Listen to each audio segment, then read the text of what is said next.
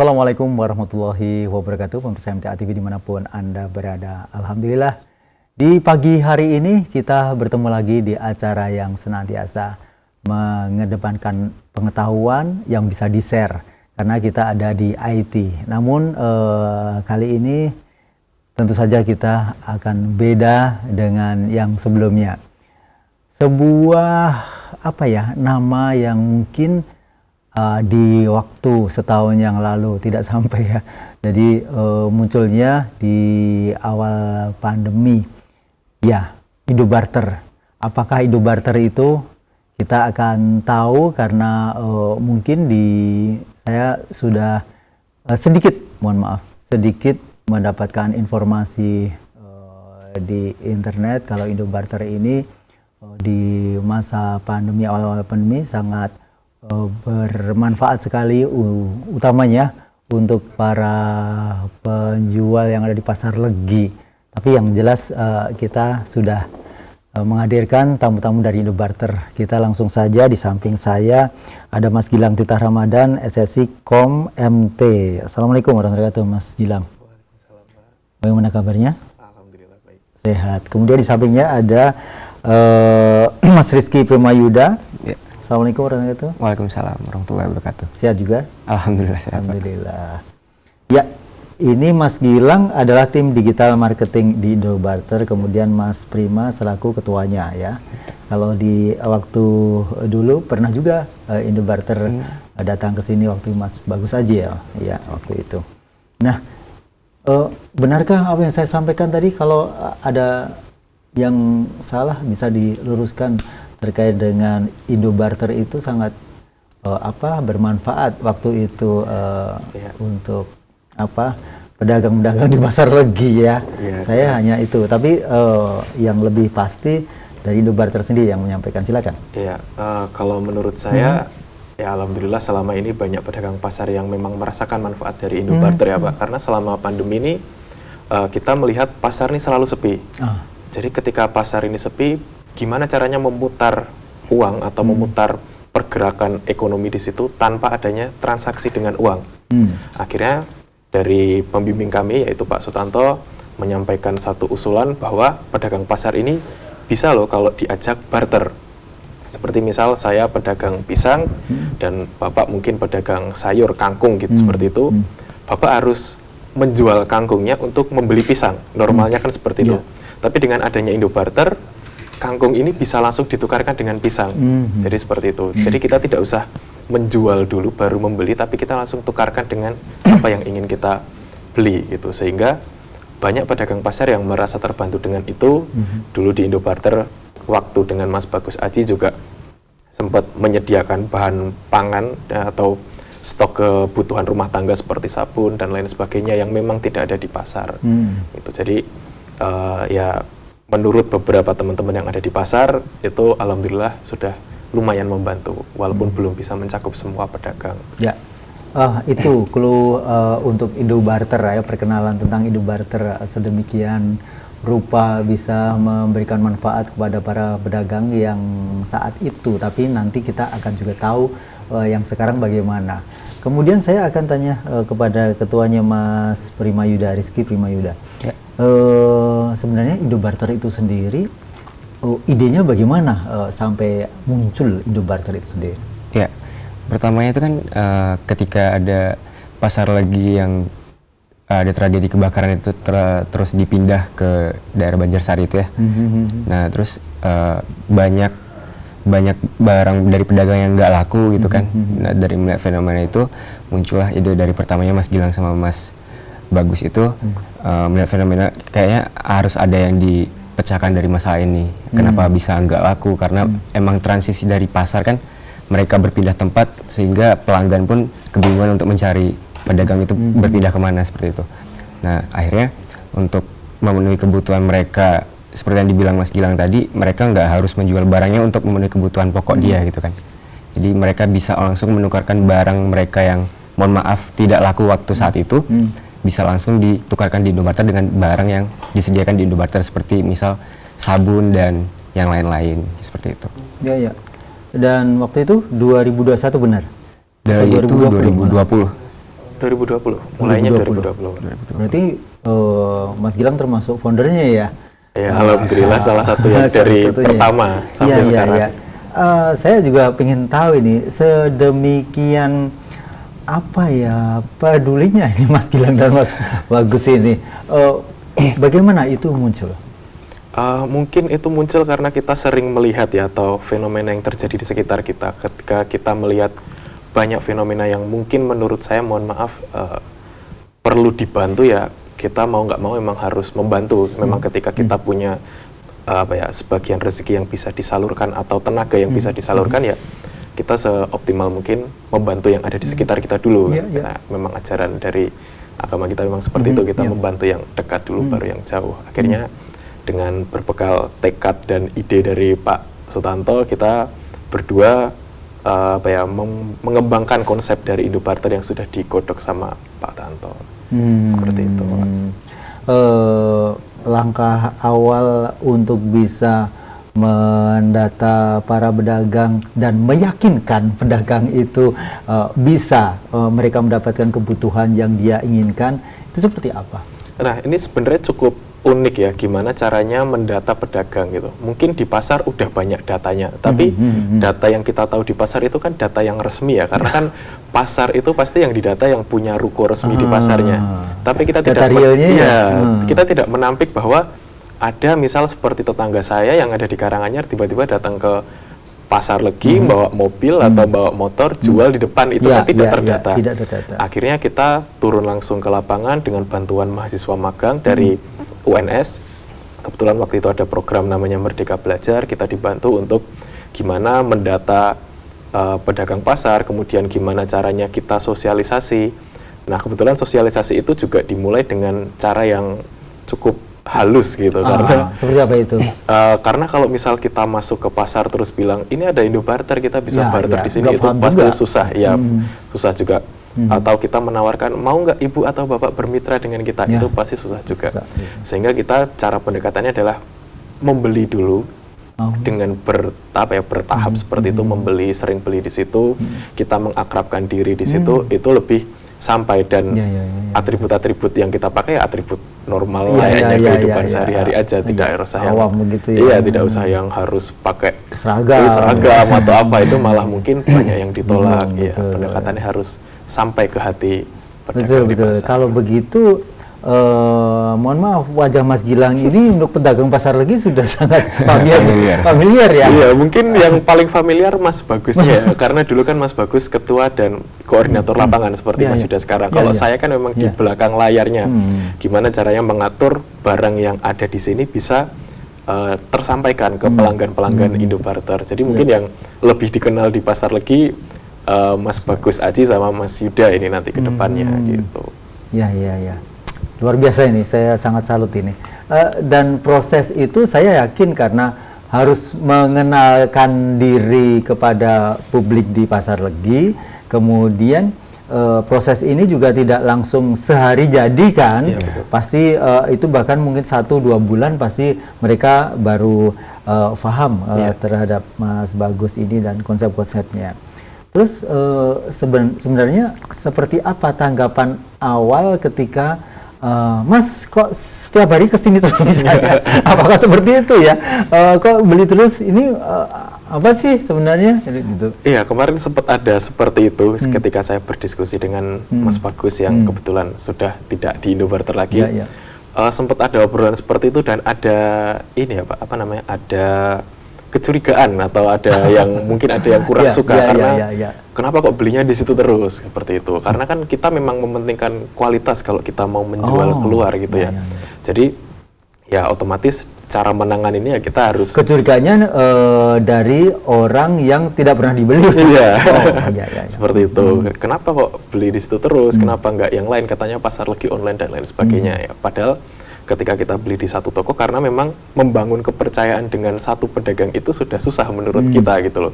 Jadi ketika kita udah punya satu pedagang kunci seperti kita udah serak ke situ, kita bakal punya urutannya gitu. Mungkin ketika mau beli cabai, kita lari pertama ke toko A dulu nih. Kalau toko A nggak ada, baru ke toko B. Jadi kita udah ada urutan grade-nya dulu seperti itu. Untuk mengantisipasi, karena kan di pasar juga luas ya Pak.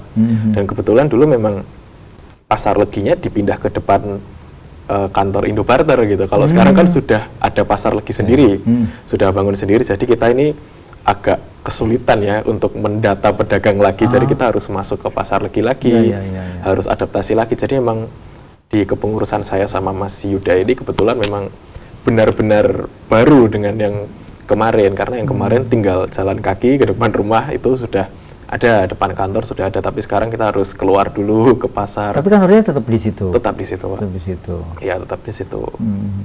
Ya, kembali ke Mas Rizky Prima Yuda.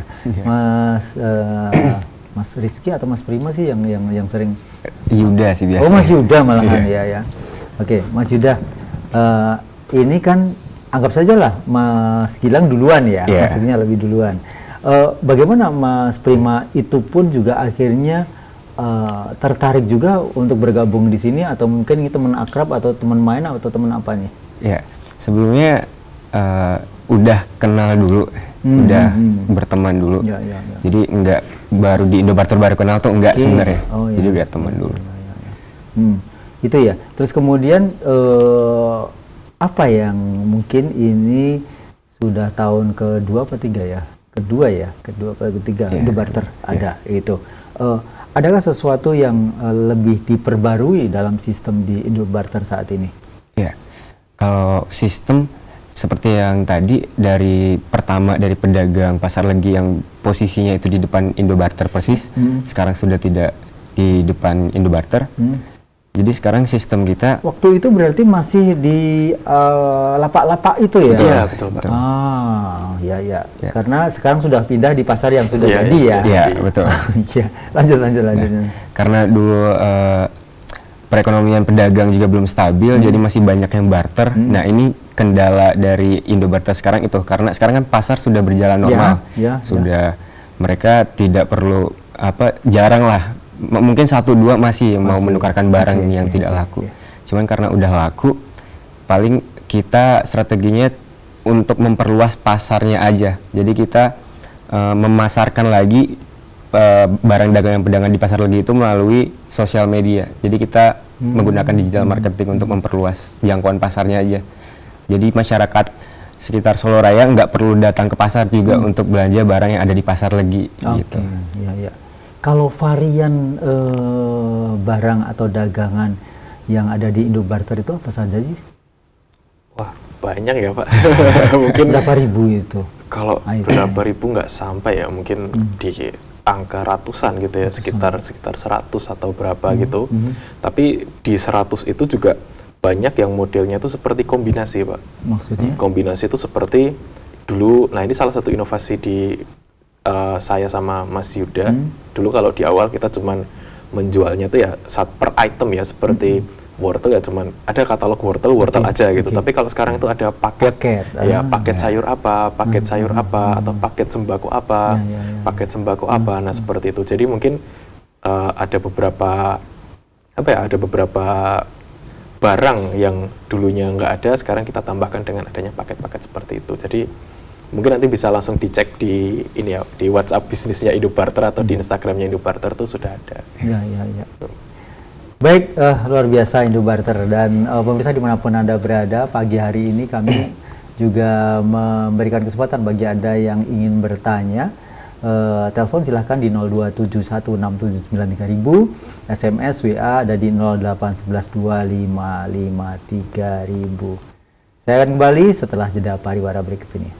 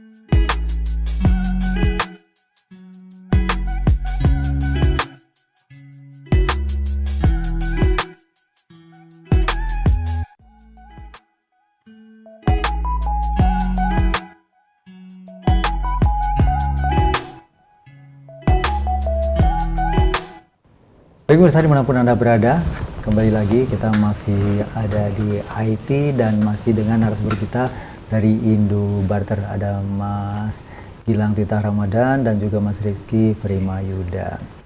Ya, kembali kita ngomong-ngomong tentang Indobarter yang karena ini baru 2 tahun, menjelang 3 tahun dan selalu ingin berkembang lebih baik ya.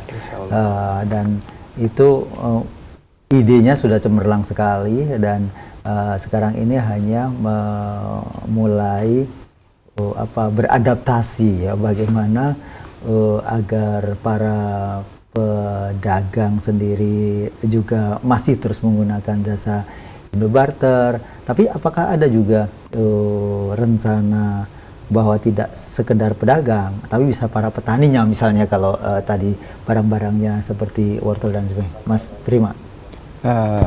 Sebenarnya untuk petani itu sudah. Oh sudah. Sudah, karena di Indobarter juga menyediakan beras dan kebetulan Mas Gilang sendiri yang terjun, yang langsung berhubungan sama petani.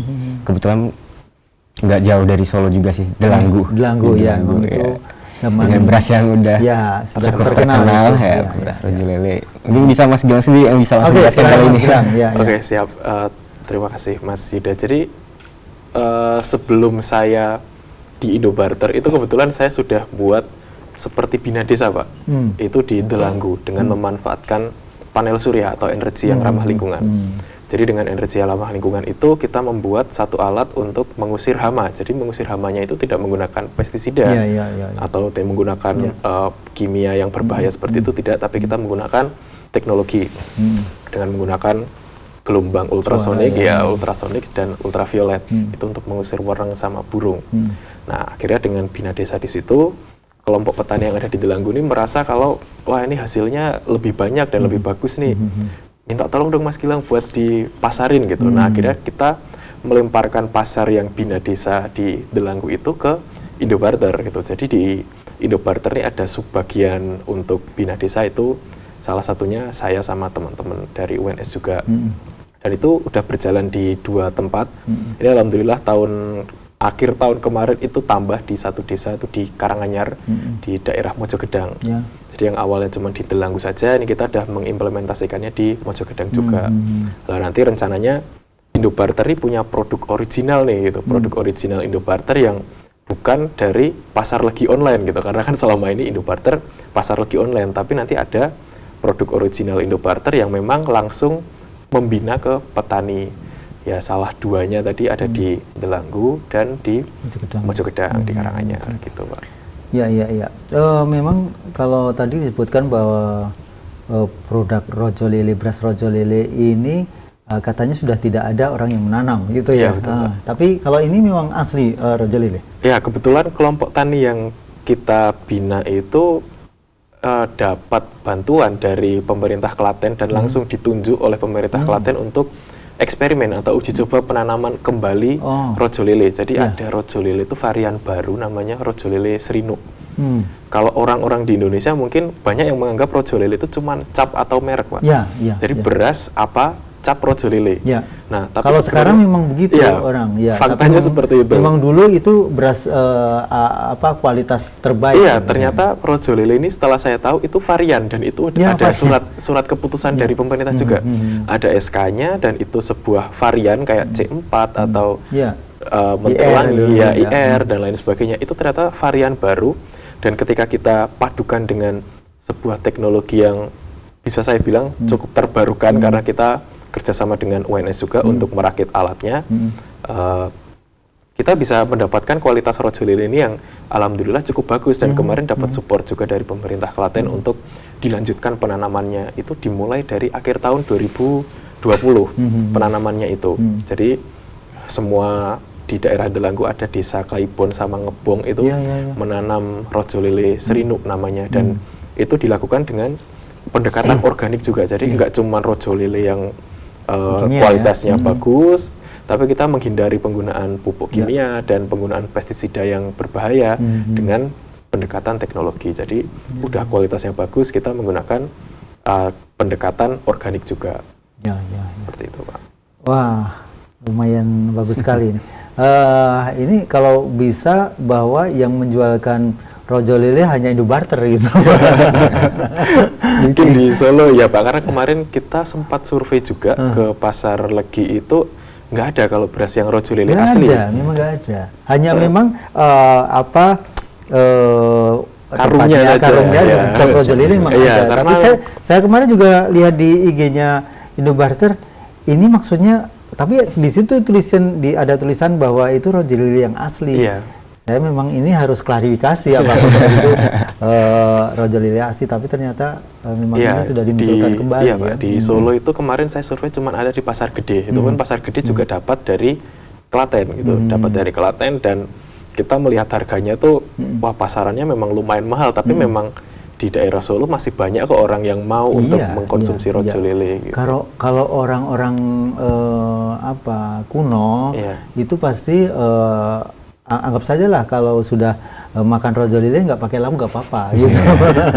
Iya, Pak. Gitu. Nah, baik pemirsa, saya juga akan buka kesempatan kalaupun Anda ingin bertanya pada Mas Gilang dan Mas Prima, silakan 02716793000, SMS WA ada di 08112553000 sembari saya nantikan untuk yang ingin bergabung ya. Ini ada pertanyaan dari Mas Udin. Kegiatannya apakah hanya menjual barang atau ada pelatihan khusus untuk pedagang? Silakan Mas Roma. Terima kasih pertanyaan dari Mas Udin ya. Kalau pelatihan khusus untuk pedagang belum, kita belum bergerak ke sana. Memang untuk sekarang kita fokusnya memasarkan pasarnya pedagang itu, kita memperluas pasar tadi, dan emang kita ingin memunculkan suatu pembaruan, jadi memangkas jarak dan waktu aja sih. Jadi orang yang sekarang penuh dengan kesibukan, yang mana pembantu juga udah nggak seperti dulu gitu kan. Jadi mereka bisa dengan gampang memenuhi kebutuhan pokok seperti bahan-bahan dapur dengan lebih gampang. Dan kita juga kan paymentnya juga bisa cash dan cashless juga. Jadi benar-benar mereka bisa dari kantor, mereka bisa dari rumah, mereka bisa dari mana saja, tinggal chat Indobarter, barangnya sampai di rumah. Seperti itu. Dan mungkin saat ini baru ada di Solo Raya, melayani Solo Raya? Iya, baru di Solo Raya. Wonogiri gitu masih bisa dijangkau ya? Masih Pak, kemarin kebetulan ada yang pesan beras juga, beras rojo lele dari Wonogiri, itu kita kirim sekitar 150 kilo ke sana gitu. Ya kebetulan dengan datangnya Mas Yuda ini kita ada tenaga baru dan ada konsep baru, sehingga dulu yang melayani agak jarak jauh itu agak susah ya, dengan terkendala SOP. Dengan Mas Yuda masuk ini membuat satu SOP yang baru, jadi kita bisa menjangkau pasar yang ada di luar kota Solo ya, seperti Karanganyar, Wonogiri dan lain sebagainya. Mungkin bisa disampaikan ini bagaimana seseorang yang ingin membeli barang-barang di Indobarter,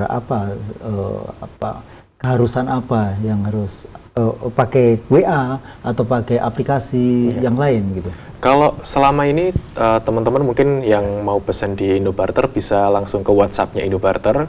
Kalau emang belum tahu WhatsApp-nya Indobarter, wah saya kurang hafal juga. Ya, mungkin bisa langsung cek di Instagramnya ada Barter itu sudah ada. Ya sudah ada link untuk pesan di situ. Iya. Karena memang kebetulan banyak nomor yang harus saya simpan, Pak. Iya.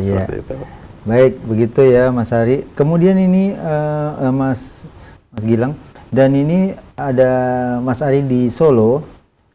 Mas, Indobarter, apakah saya bisa ikut program yang digulirkan oleh Indobarter, sedangkan saya bukan pedagang yang ada di sekitar Pasar Legi, bahkan di luar Solo?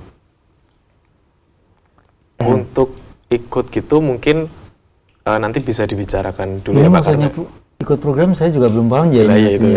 Harus dibicarakan lebih lanjut. Mungkin bergabung di Indobarter, ataukah ini sebagai pedagang kemudian ingin ikut dijualkan? Gitu.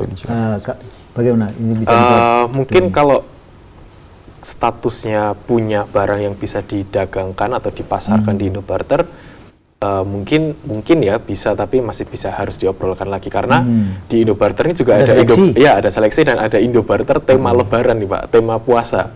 Jadi selama puasa itu kebetulan di depan kantornya Indobarter banyak yang jual jajanan-jajanan pasar. Nah itu yang kita jualkan juga selama bulan Ramadan kemarin. Itu udah 2 tahun kita mengadakan program seperti itu. Jadi ada Indobarter. Ketika bulan Ramadan ini kita ketambahan amunisi nih, kita ketambahan barang-barang yang bisa dipasarkan, yaitu jajanan-jajanan pasar yang biasanya untuk takjil atau untuk buka puasa langsung, lauk-lauk dan es dan lain sebagainya itu ada juga di situ. Tapi kalau sudah bukan bulan puasa ya sudah nggak ada. Gitu. Jadi ada tema Ramadan itu memang ada. Apa ada tema kurban? Mungkin nanti ada Pak. Jadi mungkin kedepannya kita juga jual kambing. Ada kepinginan kita tuh mengikuti tren ya. Jadi mungkin ketika kurban kan banyak orang yang sudah mengkonsumsi daging lah. Gimana caranya orang yang bosan makan daging ini bisa makan yang lain lah. Nanti Indobarter kita promosinya banyak di produk-produk yang jauh dari daging. Nah seperti itu kita sebenarnya pengen memanfaatkan pasar seperti itu.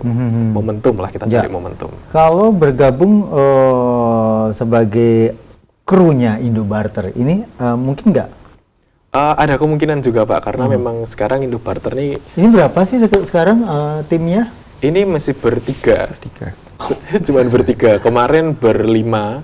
Di awal berdiri itu kan saya sama Mas Bagus, kekurangan orang cuman berdua. Kita rekrut orang jadi berlima. Terus karena statusnya masih mahasiswa dan udah dapat kerja di tempat lain, jadi udah nggak di Indobarter. Akhirnya tinggal saya sendiri, saya cari orang, ketemu temen Mas Yuda ini. Terus ada satu lagi teman kita, jadi masih bertiga selama ini. Gitu Pak. Ya. Dan saat ini yang mungkin ada dirasa itu kendala itu apa bagi Indobarter? Kendala apa? Kalau kendala emang kita sebenarnya bukan kendala yang terlalu besar ya, cuman kita tetap harus update dari pedagang tersebut. Jadi kita kan juga harus menjaga kualitas barang. Jadi kita nggak pandang sebelah mata, dan balik lagi ke pertanyaan Mas yang tadi, bisa nggak barang dia dijualkan, itu balik lagi ketika mungkin kita harus terus mencari kualitas produk yang terbaik gitu. Jadi kita rasa kok yang dari pedagang yang A yang biasa kita pakai, yang biasa kita pesan, kok lama-lama kualitasnya menurun, tidak menutup kemungkinan kita mencari pedagang yang kualitasnya jauh lebih baik seperti itu. Oke.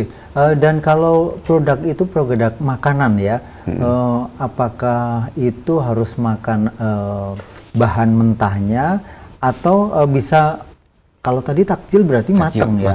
Matang. Ini bagaimana ketika matang kemudian harus dikirim? Mungkin nggak? Mungkin saja, karena untuk sekarang emang kita masih tetap by request sih Pak ya. Jadi sesuai pesanan kita carikan, kita pilih gitu. Makanya mungkin nanti ketika banyak dari masyarakat Solo ini yang banyak order makanan yang matang, mungkin kita bakal lebih fokus lagi untuk mencari bahan makanan yang matang ini yang paling baik di mana sih, kayak seperti donat saja kan, donat A dan donat B rasanya mungkin bisa berbeda gitu. Kita bakal terus cari yang terbaik pokoknya. Terus ini sama ini sebenarnya mungkin bisa jadi dapurnya Indobarter ya. Kalau mohon maaf beli sebuah makanan apa gitu yang harganya 2.000, nanti dijual sembari ongkirnya itu bisa sampai berapa misalnya? Kalau sekarang kita belum netapin ini sih Pak ya, kayak ongkir minimal ya. Tapi dari beberapa kita emang udah pendataan juga, kita udah melakukan pemetaan, jadi pelanggan itu dari wilayah mana aja. Nanti kita udah blok-blok, oh kalau daerah sana berarti ongkirnya tarif segini. Untuk data sudah ada sih sebenarnya, karena kebetulan juga kita kan dibantu sama anak magang yang dari UNS juga. Itu mereka juga ikut terjun buat yang mengirim, mereka yang nge-pack, dan mereka juga yang survei ke pasar langsung seperti itu. Kita cross check data terus sih kita. Cuman kita emang karena ini balik lagi kita pembaharuan, jadi betul-betul bikin sistem yang baru. Untuk yang ongkir masih kita pikir matang-matang. Sama saya juga sedikit ada pertanyaan, tapi gini, jadi konsistensi selektif ini sendiri memang membutuhkan keteguhan iman daripada daripada krunya ya, karena terkadang Bo punya aku dia karena teman deket. Nah ini bagaimana seperti itu? Kalau itu balik karena kita juga pernah lah ngalamin yang namanya ditipu pelanggan, bukan ditipu, kita dapat barang yang kualitasnya mohon maaf kurang baik gitu ya. Jadi yang awalnya janjinya ini baik dan sebagainya, terus waktu di meskipun teman sendiri tuh ya? Ya meskipun teman sendiri ataupun bahkan nggak peduli, sering beli di sana gitu. Terus waktu kita dapat ambil yang kualitasnya tidak terlalu bagus itu tidak terlihat gitu. Jadi ketika sudah sampai di pelanggan komplain gitu. Dari situ kita mulai sadar bahwa oh berarti kita harus benar-benar selektif dan objektif gitu. Mau teman atau enggak, yang penting kita mengedepankan kualitas produk demi kepuasan pelanggan seperti itu. Kalau di marketplace ada banyak pilihan ya. Ini meskipun barangnya barangnya sama ya, sama-sama wortel dengan kualitas yang sama begitu. Tapi ada harga-harga yang jadi beda gitu. Apakah di Indobarter memungkinkan itu? Selama ini belum ada ya. Selama ini kita masih belum sampai sortir yang harga A, harga B gitu belum ada, Pak. Jadi ya masih kita harganya kurang lebih sama, karena kalau di pasar kan ya memang semua harganya sama ya Pak. Kita kalau seleksi itu cuman seleksi yang bagus sama yang kurang bagus. Cuman saya mikirnya di marketplace sih jadinya saya bandinginnya gitu. Apakah di Indobarter seperti itu? Belum. Oh, tidak ya? Belum. Iya. Tapi bagus juga sih. Hanya saja ketika kualitas itu dimiliki hanya satu toko saja, itu berarti juga nanti akan jadi monopoli begitu ya. Baik, ini kita sudah ada di penghujung waktu. Mungkin bisa disampaikan apa yang bisa disampaikan ke pemirsa bahwa keunggulan belanja di Indobarter itu apa, sehingga mungkin bisa menjadi minat tertarik untuk Indobarter. Selain juga publishing tentang Indobarter, mungkin bisa disampaikan. Oh ya, saya. Mungkin buat teman-teman dari MTA TV, kenapa sih teman-teman ini harus belanja di Indobarter? Jadi memang ketika teman-teman belanja di Indobarter ini, kita menawarkan kemudahan karena bisa pesan di mana saja dan bisa diantarkan dengan SOP-nya. Mungkin kalau pesannya sore ya diantarnya besok pagi. Dan teman-teman di sini bisa mendapatkan salah satu produk unggulannya Solo gitu, yaitu beras rojo lele yang khas Delanggu, yang mungkin agak susah didapatkan di tempat lain ya, karena di tempat lain tuh hanya beras biasa dengan cap rojo lele. Serta keunggulan yang terakhir yang pasti, dengan teman-teman berbelanja di Indobarter, sebenarnya teman-teman tidak hanya membantu perekonomian di pasar Legi, tetapi membantu menggerakkan sistem pedagang yang ada di pasar Legi serta petani yang ada di sekitar Solo. Karena dengan teman-teman membeli produk yang ada di pasar, otomatis petani ini barangnya mulai laku, pasar mulai laku, sehingga yang mendapatkan benefit ini tidak cuma satu pihak aja, tapi dari banyak pihak. Iya. Mas Rima ada tambahan? Hampir sama sih kurang lebih. Baik, ya, alhamdulillah, terima kasih sekali Mas Gilang, Mas Prima atas kehadirannya. Mudah-mudahan Indobarter berkembang karena tujuannya mulia ya. Ini membantu perekonomian dan juga ini bisa jadi mengatasi atau berkompetisi dengan importir. Ya, saya berdoa semoga Indobarter berkembang. Baik pemirsa dimanapun Anda berada, hanya sampai di sini sajian IT untuk kali ini, dan insya Allah kita akan bersua di lain kesempatan dengan tema-tema berikutnya. Saya Rudi Ervianto, mohon maaf atas segala kesalahan. Billahi taufiq wal hidayah. Assalamualaikum warahmatullahi wabarakatuh.